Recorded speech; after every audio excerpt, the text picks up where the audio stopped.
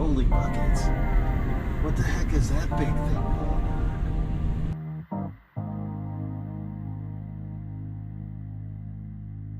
on? I love that. I love this controller.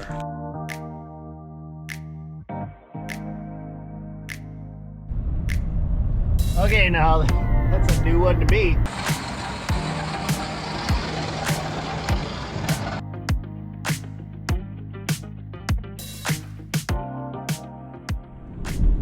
This is it. Iron Valley equipment.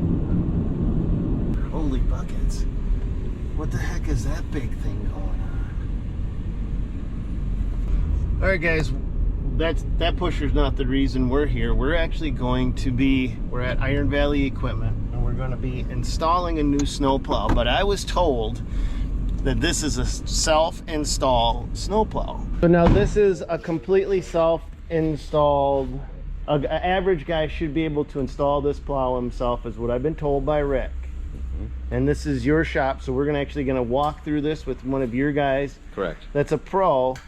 So that if these guys want to try to install it themselves, they're not frustrated and struggling. Correct. Especially if they have a Boss mount on their truck already.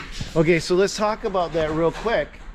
Right now, this is lined up to go onto a Boss snowplow mount. Truck side mount. Truck side mount. But Rick has designs in the works for it to go on a Western next, Fisher, and then potentially he's looking at other Snow X, and then you know, probably maybe eventually he'll be able to retrofit it onto a Heinecker front mount, but that's got to come off. Yep, that'll be coming off as soon as they finish the project they're on. They're jumping over here. What has to go on here is the Boss mount, and then the Sno Power wiring. Okay, guys, so this is a pure poly fuel tank. Yep, this is from Enduraplas. And this is their 100-gallon tank. So this is a self-contained unit that goes, this can fit right where the truck toolbox would go. You can slam it down, you can put a padlock there, lift it up, and then everything is right contained. So this is weatherized, protected from the elements. That's pretty nice. So it includes the dispenser, includes the pump, includes everything. And it's what is this called again? What the heck is this? Enduraplas? Enduraplas Fuel Boss. Enduraplas Fuel Boss. And then what, $11.50 you said, Chad? Yeah. Boy, that's an expensive fuel tank though. Add up right next to it, you add up the weather guard and the pump next to it. What's that add up to? So here's your standard fuel tank right here. That's a 75-gallon. This is a 100-gallon. 13. With the fuel pump, this is actually a cheaper setup then, isn't it? Okay, so we're on a Chevy 3500, and Bryson's one of the guys, Bryson and Rick built these Sno Powers, but I'm looking at this.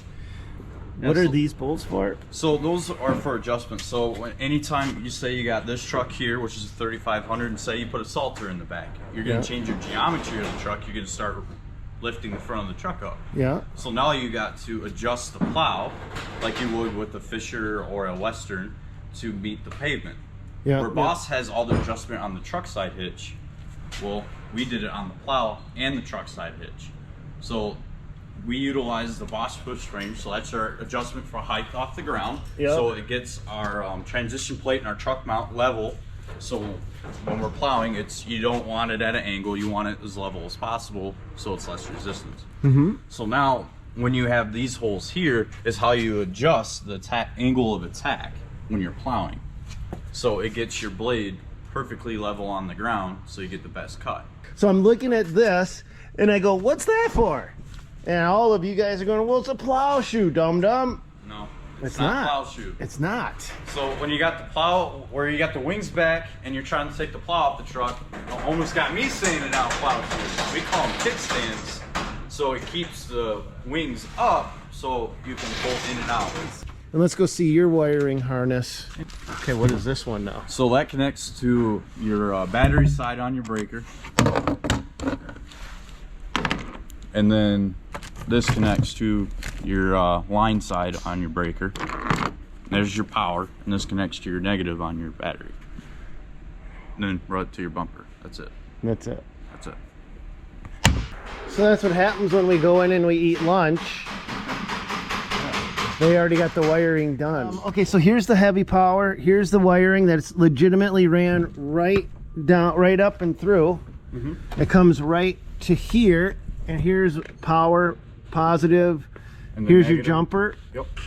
to our battery right there. Here's our reset button. Exactly. Right? Okay. So we got a reset here. Our negative is hooked up to the negative terminal on the Battery. And then we got to go through the firewall. Oh, You can follow. Phil, along. you already went through the firewall? Yeah, I followed the same hole that Henniger used. Okay, so we went right straight through the firewall, right into there. Yeah. It's already plugged in. Your controller's already plugged in. So, That is a really easy. Look in here. runs out right here. Controller's right there. That's it. That's it. That's the wiring. Yeah, that's it. If you can hook a positive up and a negative up and fish a wire Through the firewall. without burning it on your manifold, Yep. you're good to go. Exactly. Okay, there's something that I really want to point out to you guys. Now, before we could install the new F-12, we had to remove the Heinecker plow. And the Heinecker plow, like all snow plows out there, is wired into your headlights. But the F-12 does not wire into your existing headlights. And the reason it doesn't wire in is because it doesn't block your headlights. You can use your headlights. It does come with its own light bar, which is like looking straight into the sun.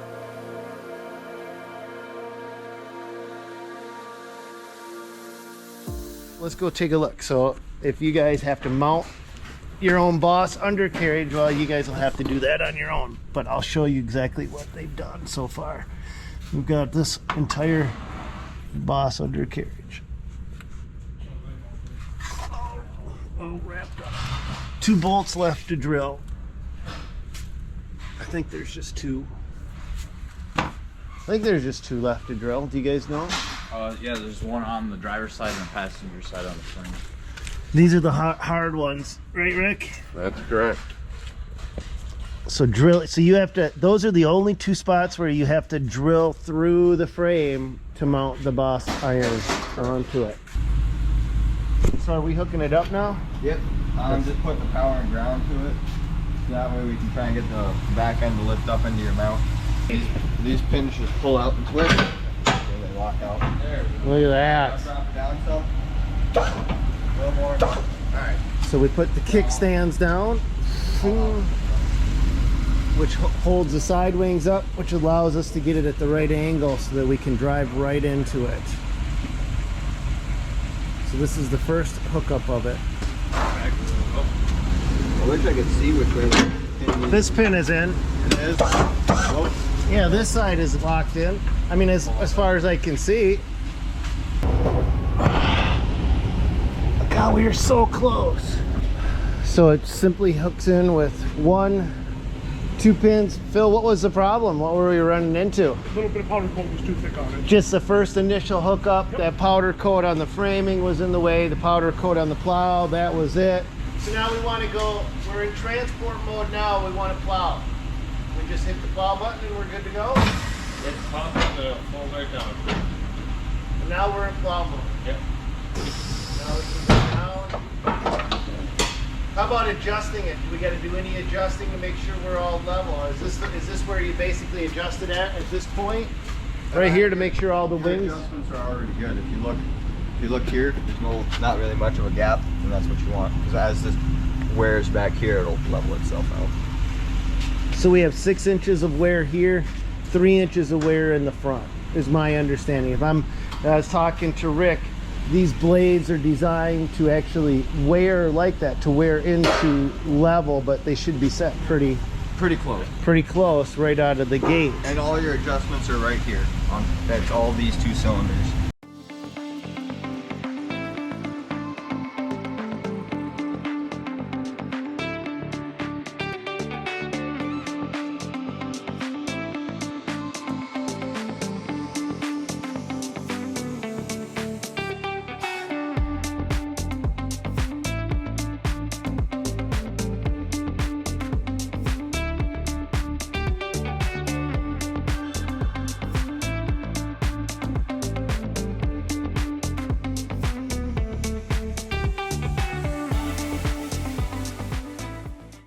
road test is we're going to be checking our temperature gauge as we're going down the road at 55, 60 miles an hour. And we're going to be actually monitoring it. Yes, I will put my seatbelt on in a moment. We're actually going to be monitoring it, the actual temperature of the transmission coolant. Right now is 212. You can see it right there. Okay, now that's a new one to me. The temperature's actually going down. Since I've left, I started at 212 and I'm now down to 197 coolant temperature. So here's my 2 cents on just how it handles and performs in the truck for a big plow. This is legitimately the biggest front plow that's ever been on this truck. It's a 12-foot front plow. The next biggest plow was like a 9'2" V plow, and this plow, this 12-foot, weighs about the same as my 9'2" V. Handles like nobody's problem. So we are at this abandoned mall and we are going to be giving this place a once over, but look at what we're going to be going up against. This hasn't been plowed yet this year.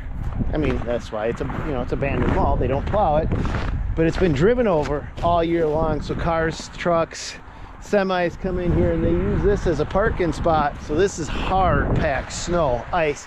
We probably have, we got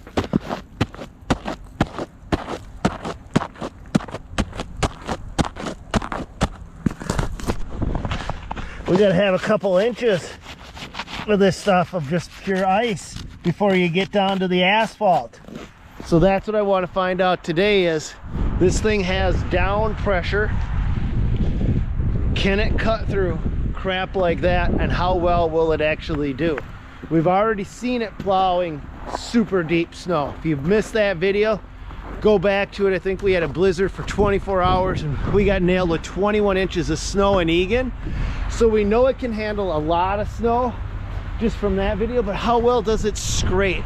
How well does it really get down and get down to the asphalt and remove all the nasty stuff over the top of it? So that's what we're going to be checking out today. Let's just get right into it.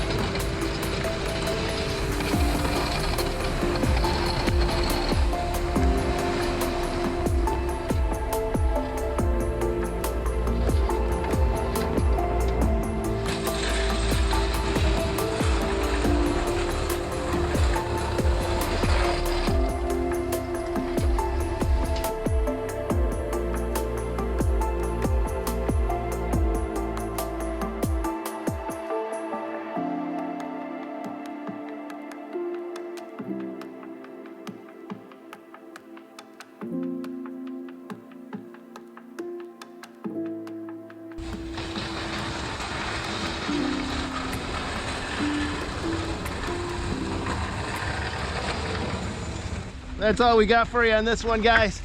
Hope you enjoyed it. God bless. Go get them and keep your fingers warm, your toes warm, and keep it out of the ditch. Catch you guys on the next one. God bless. Go get them, you guys.